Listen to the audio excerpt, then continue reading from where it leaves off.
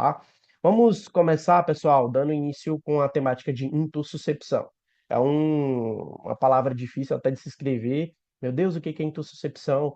Basicamente, a intussuscepção, pessoal, é uma das causas não tão clássicas, mas também é uma causa de abdômen agudo obstrutivo, onde a alça intestinal ela invagina para dentro do próprio lúmen, né? De um escorregamento distal ao próprio lúmen. Então aqui tá bonitinho a alça intestinal, ela vai em vagina para dentro dela própria, aumentando a pressão intralumial naquela localidade onde aconteceu a invaginação, gerando processos obstrutivos, defeitos em relação ao dano ao retorno venoso, isquemia de natureza arterial, gerando processos necróticos e perfurativos. Então, dentro da intussuscepção, se o diagnóstico não for o mais rápido possível e o manejo também não for tão rápido, vai haver complicações. Tá? Em termos de conceito, bem rápido, bem ligeiro, a intussuscepção é uma condição médica em que uma porção do intestino desliza para dentro de um segmento adjacente. Quando a gente fala sobre um segmento adjacente, é um segmento que está ao lado. Então você tem a alça, ela invagina distalmente para dentro do próprio lúmen. Então fica mais ou menos essa configuração anatômica aqui da imagem na minha mão. Olha só, o lúmen bonitinho ele escorrega e invagina para dentro dela mesma. Então essa localização aqui ela fica mais apertada, ela tem um aumento de pressão lumial, por isso que tem configuração de edema local, infecto-inflamação, pode ter processo necrótico e perfurativo, fazendo com que um abdômen agudo obstrutivo faça uma virada para perfurativo, tá? Então, olha só, uma condição médica em que uma porção do intestino desliza para dentro de um segmento adjacente, semelhante ao movimento de um telescópio. Não tem um telescópio que você encaixa ele para dentro, então ali é basicamente um movimento de telescópio que acontece essa invaginação ou deslizamento. Isso pode levar à obstrução intestinal, comprometimento do fluxo sanguíneo, isquemia e, se não tratada, necrose intestinal. E essa necrose, como é um material histológico em putrefação, você vai começar a desgastar e começar a lesar e fazer pontos de perfuração. Isso não é nada interessante, porque o abdômen agudo perfurativo vai levar conteúdo do lumen intestinal para dentro do peritônio e levar a uma peritonite. Isso não é nada interessante. Peritonite pode desenvolver muito rápido para um processo séptico. E sepse virar um choque séptico e levar esse paciente a óbito. Em termos de visão geral, o que é importante, que gosta de cair em provas em relação ao enunciado. O enunciado ele gosta muito de trabalhar em cima da janela de idade mais comum. É mais comum em lactente de 3 a 12 meses, o pico maior entre 9 e 11 meses, e é bem raro isso acontecer em adultos. A apresentação clínica clássica coloca na cabeça de vocês uma cólica abdominal de forte intensidade, uma flexão das pernas para poder fazer uma posição antálgica, para poder evitar com que essa dor piore, uma febre, letargia e vômito. Mas daqui a pouco eu vou trazer para vocês a tríade principal. O local típico de acontecimento da intussuscepção é na válvula iliocecal, certo? Iliocecal pode ser ilho-ileal ou pode ser cólon colônica, dentro do próprio cólon. Então, essa parte anatômica intestinal é importante vocês saberem, tá? Mas o local típico, epidemiologicamente falando, a fisiopatologia gosta de se estabelecer na parte iliocecal, que é o ponto de transição entre o delgado e a formação do intestino grosso, a parte ali iliocecal. Tranquilo? Em termos de fisiopatologia, bem rápido, bem direto, só para vocês compreenderem mais ou menos que o mecanismo pode levar nessa configuração de intussuscepção. Primeiro, o ponto inicial da intussuscepção. Algumas literaturas deflagram que um dos pontos de inicialização, que é o ponto de ancoragem ou ponto âncora, que desenvolve uma intussuscepção, geralmente são pontos que apresentam as placas de Peyer. O que são essas placas de Peyer? É um aglomerado de tecido linfóide, que faz parte dos tecidos do sistema imunológico intestinal, ela gera processos de hipertrofia. E a hipertrofia do tecido linfático, do tecido linfóide, formado essas placas de Peyer, que é no intestino, eles são ponto gatilho para inicializar o processo de invaginação dentro do próprio lúmen. Isso acontece principalmente ali no ponto do ilho terminal, já entrando no seco. Tá? Então, o que acontece? Ali literatura gosta de exaltar esse ponto como ponto de âncora, que é o ponto de ancoragem onde vai promover o deslizamento dentro do próprio lúmen. Esse deslizamento do mesentério para dentro do próprio lúmen distal, falo algo distal, é que ele vai no caminho das fezes, no caminho da motilidade. Então, você não vai ver uma intussuscepção de forma retrógrada, vindo da frente para trás. Sempre a intussuscepção ela vai no quê? No sentido intestinal, no fuso horário do intestino. Por isso que eu falo deslizamento distal. Então, se vier em prova, Nesse momento, isso não é normal. vou ativar aqui isso. Se vier em prova falando sobre deslizamento proximal, tá errado. O deslizamento é sempre distal. Olha só como a imagem ela é bem facilitadora. Distalmente, em termos de. Aqui a gente já está pegando o colo transverso. Aqui é uma foto de exemplo típico de intussuscepção do tipo colo-colônica, que é dentro do próprio cólon, certo? Intestinal. E o que que acontece? Ela desembeiça e entra dentro do próprio lúmen intestinal. Isso aqui gera um ponto de alta pressão, começa a liberar edema, infecto-inflamação e começa a ter processo de necrose, intervenção, obstrução veno-arterial, perfuração. Isso pode gerar um conjunto de complicações, tá? Então, esse deslizamento, bota na cabeça, é um deslizamento sempre de natureza distal, sempre no sentido horário do que? Da movimentação gastrointestinal.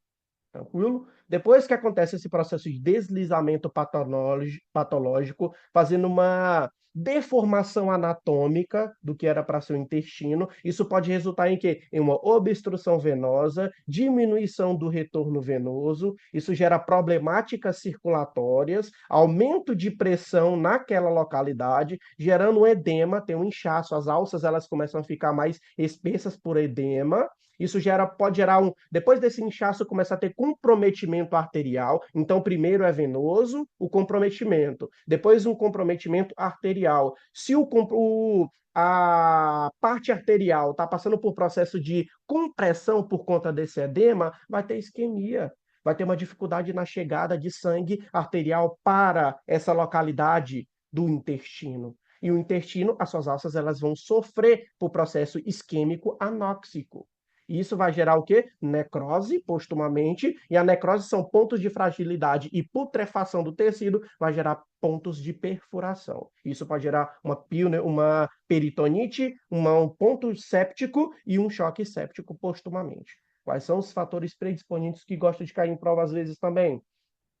Tecido linfóide bem desenvolvido, principalmente em relação às placas de Peyer. Então, até coloquei aqui no último slide, placa de Peyer hipertrófica. Então, tecido linfóide bem desenvolvido, elas podem ser um ponto de âncora ou gatilho para poder fazer uma invaginação no lúmen distal. Distal. Parede intestinal muito fina. Não estou falando de intestino delgado, não. Essa parede é delgada, não é o intestino delgado, é a parede muito adelgaciada. Como a parede ela é muito fina, ela é mais fácil de fazer um escorregamento para dentro do próprio lúmen distal. Distal. Lúmen intestinal também muito estreito.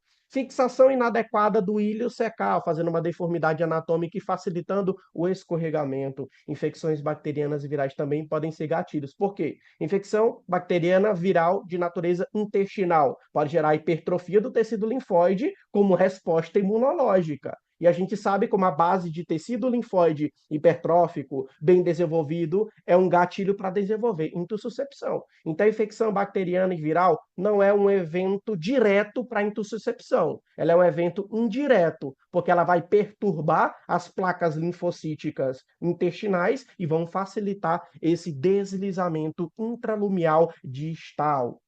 Cirurgia abdominal prévia também recente. Manipulação intestinal pode ser um ponto de gatilho e fator predisponente para desenvolver intussuscepção. O que é importante saber? Importante saber em termos epidemiológicos, quais são as zonas anatômicas que acontecem mais o processo de intussuscepção. Isso gosta de cair em assertivas. Assertiva 1, assertiva 2, assertiva 3, gosta de cair nas assertivas. O ponto que acontece mais intussuscepção é na iliocolônica, que é maior que a ilioileal, que é maior do que a colocolônica. Iliocolônica é lá na ponta do ilho secal, que já está pegando o seco ali. O seco já é a primeira porção que faz parte do cólon, a parte do cólon inicial que faz o cólon ascendente lá embaixo.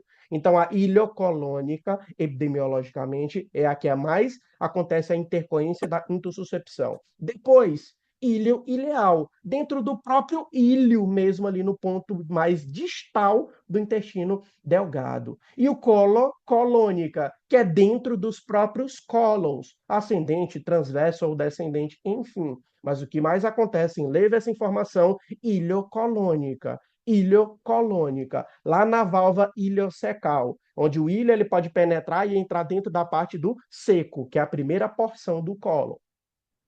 Tríade clássica. Agora sim, vai vir no enunciado uma criancinha, dentro daquela janela de idade que a gente viu, tá? Vai vir com uma dor abdominal, vem com fezes em geleia de morango. A literatura também gosta muito de explorar o termo fezes em geleia de framboesa, morango ou framboesa. Tudo faz parte de um sinônimo de uma inspeção do tipo de fezes que aquela criancinha liberou no momento ali fisiopatológico. Então, uma dor abdominal, fezes em geleia de morango ou geleia de framboesa, mas uma massa abdominal palpável. Por que que tem uma massa abdominal palpável, principalmente nas criancinhas?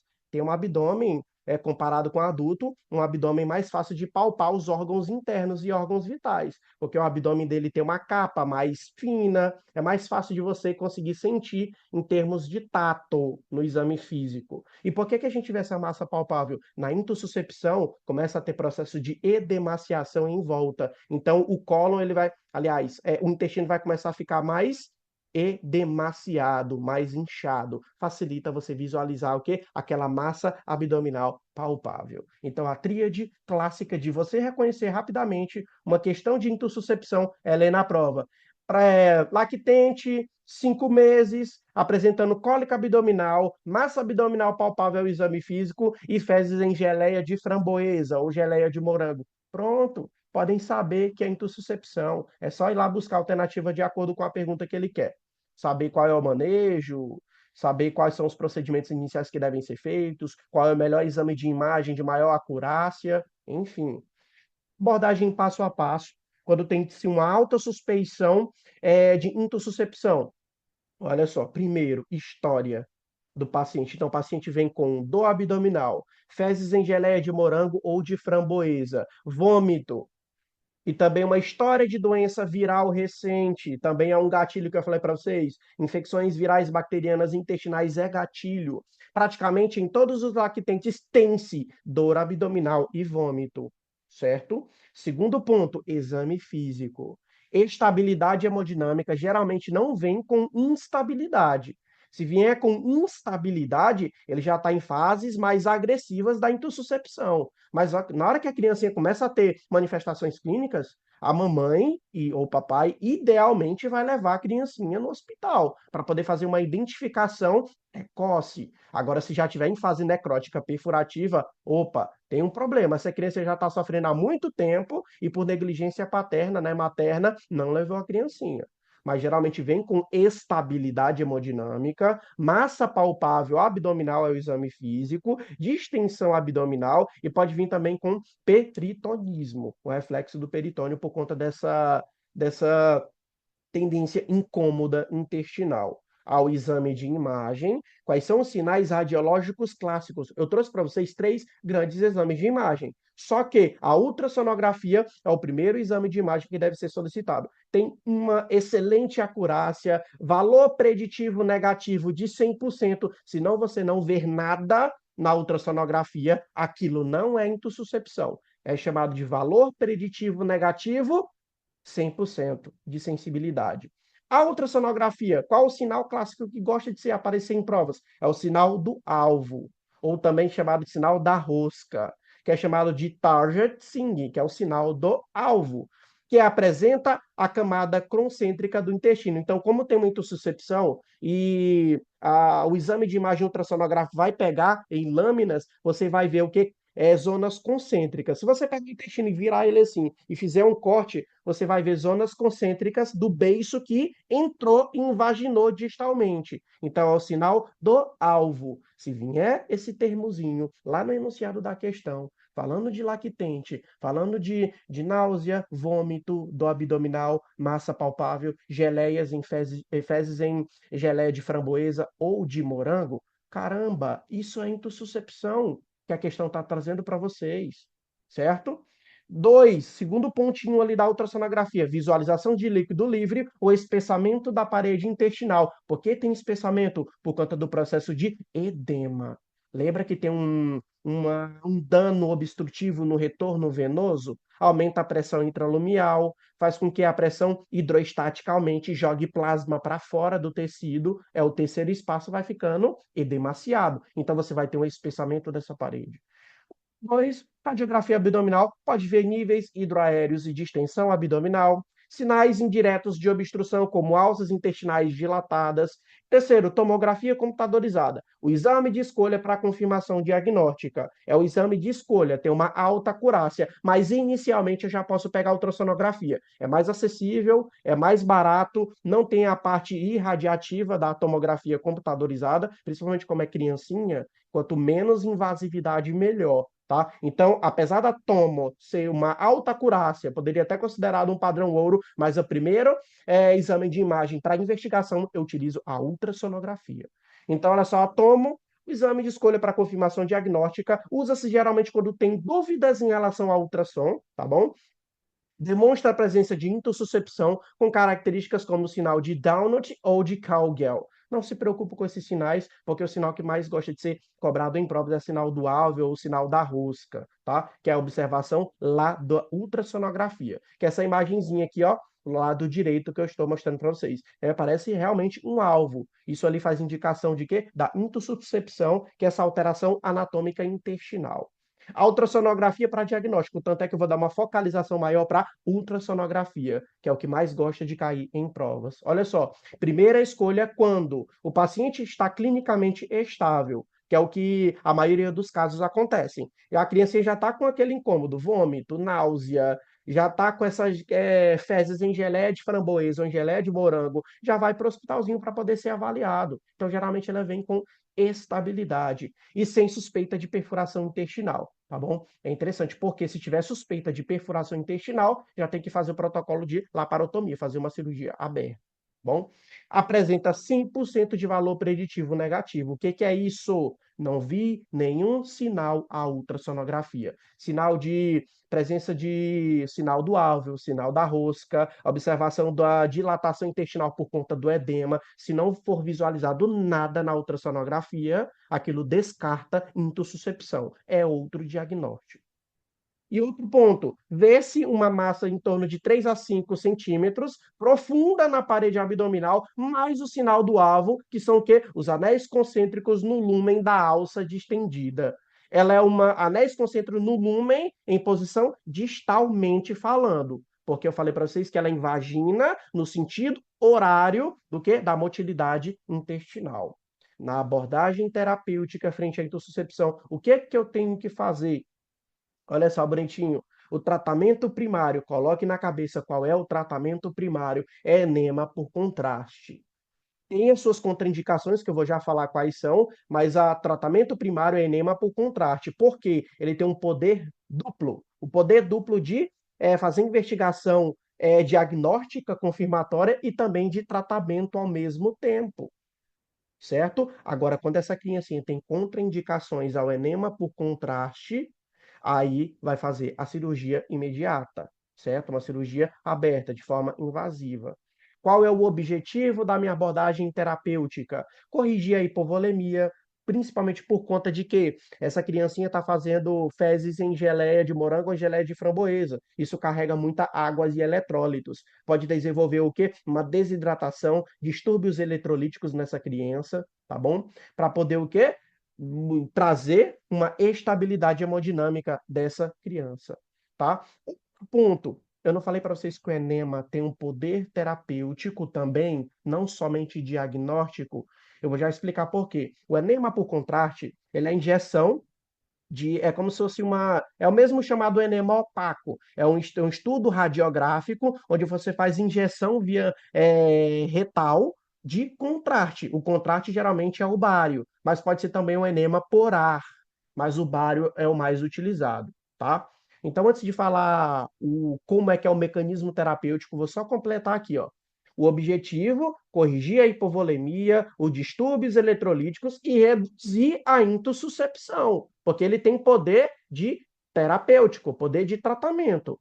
Então, pode fazer ressuscitação volêmica, pode utilizar antibiótico terapia se choque ou perfuração. Em caso de choque ou quadros perfurativos, qual é a ATB de escolha? Você pode fazer uma cefalosporina de terceira associada ao metronidazol, para poder pegar anaeróbios. Porque anaeróbios intestinais, quando perfura, cair no peritônio, vai fazer peritonite e desenvolver uma sepse rápida. Então, faz um enquadramento de amplo espectro para pegar, principalmente gram-negativas, com a ceftraxona, associada ao metronidazol, para poder pegar anaeróbios.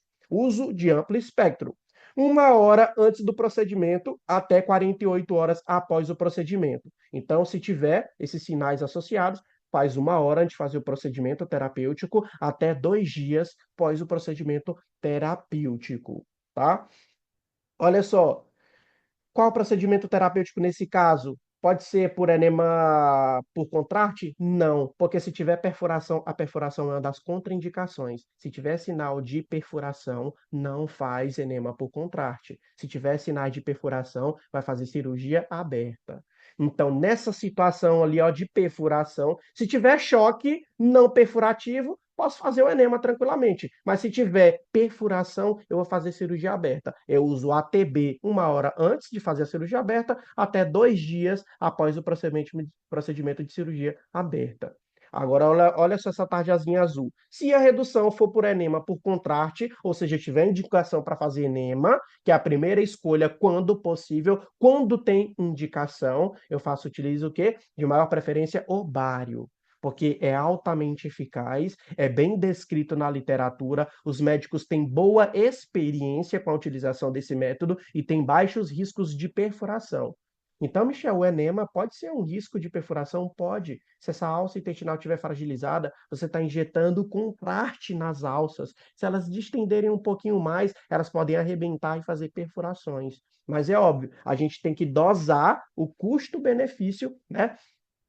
A questão dos riscos-benefícios para essa criancinha, tá? Então, usa-se o bário por conta que é eficaz, bem descrito na literatura, boa experiência e curva de experiência terapêutica pelos médicos e baixa taxa de complicações perfurativas. Aí eu vou explicar para vocês. Depois que tem a intossuscepção, deixa eu fazer um desenho que fica até melhor. A gente tem a intossuscepção aqui, né? Tá bonitinho. A intossuscepção. Essa parte aqui é a que invaginou para dentro do lúmen, certo? Aqui é a parte externa, bonitinha do intestino, e uma parte dela entrou para dentro do próprio lúmen. Essa parte aqui que está aqui dentro, na hora que você vai fazer o enema aqui por baixo via retal, o que que vai acontecer? O contraste vai vir, vai vir, vai vir, vai vir, e o que que vai acontecer? O poder pressórico levado pelo contraste, a enxurrada líquida, vai fazer com que esses espaços que aconteceu a invaginação, essa invaginação desembeice para fora e tente fazer o desenrolamento invaginativo da intossuscepção. Tá? Então aumenta a força hidrostática aqui dentro e tenta fazer com que esse balão infle para fora. O balão que eu digo é a própria alça intestinal. Então ela está invaginada. Aí vem muito líquido aqui, ela vai tentar desembeiçar para fora, para a alça intestinal ficar bonitinha, tá bom? Então tem riscos, tem riscos. Isso é muito utilizado quando o paciente está estável, sem contraindicações. Quais são as contraindicações que gosta de cair em provas em relação ao enema por contraste, no caso, ovário? As contraindicações absolutas é peritonite, não posso fazer enema por contraste. Perfuração, não posso fazer enema por contraste. Choque, não posso fazer enema por contraste. Então, geralmente eu utilizo antibiótico terapia no choque e na perfuração. Eu posso fazer 1 hora antes e 48 horas de qual procedimento? Cirúrgico. Porque nessas duas configurações eu não uso enema. Qual o procedimento aqui nessa situação? Cirúrgico, tá? Possíveis complicações com o uso de enema. Perfuração pode ser uma complicação? Pode. Fracasso na redução, não conseguiu reduzir a intossuscepção e pode evoluir com ato cirúrgico de emergência para poder fazer a reversibilidade da intossuscepção. Tranquilo? Literatura também gosta de falar sobre o enema que não utiliza bário, é o enema que utiliza ar. é muito eficaz, não tem baixa radiação, porque o exame é radiográfico, e tem uma baixa taxa de fracasso. No entanto, a experiência não é tamanha no contexto médico, no contexto hospitalar. Então, o enema por bário continua a ser o campeão e o manejo utilizado para poder fazer essa intervenção. Quando a criancinha ou o paciente necessita de cirurgia, quando indicada em caso de falha da redução conservadora com enema, sinais de isquemia, perfuração e necrose intestinal ou choque. Já precisa de intervenção cirúrgica direta. A cirurgia pode envolver redução manual da intussuscepção e ressecção do segmento intestinal comprometido. Se tiver comprometimento necrótico, não tem como mais salvar aquela alça. Então vai fazer o quê? Vai fazer uma colectomia, vai retirar aquelas alças, vai fazer uma anastomose de boca proximodistal, né? Então, você vai cortar aquilo ali que ficou podre ou necrótico, vai fazer uma anastomose entre as bocas, tá? Fazer um tipo pode utilizar uma espécie de, como é que eu posso falar? Grampeador linear, né? Ou grampeador circular, que é muito utilizado na cirurgia para poder fazer uma sutura mais rápida e eficiente. Tá? Mas não vai ser cobrado na prova de vocês a técnica cirúrgica utilizada na correção de intussuscepção. Não, fiquem tranquilos em relação a isso. Galera, prestem bem atenção nesses últimos slides aqui sobre o enema, como o enema sendo o primeiro o tratamento primário quando indicado, quais são seus riscos, como é que o processo de atuação terapêutica dele. Então é muito importante saber sobre a parte do enema. Deixa eu cadê aqui? Anotar, deixa eu apagar aqui. Tranquilo, show, beleza. É isso que eu tenho para falar para vocês sobre intussuscepção.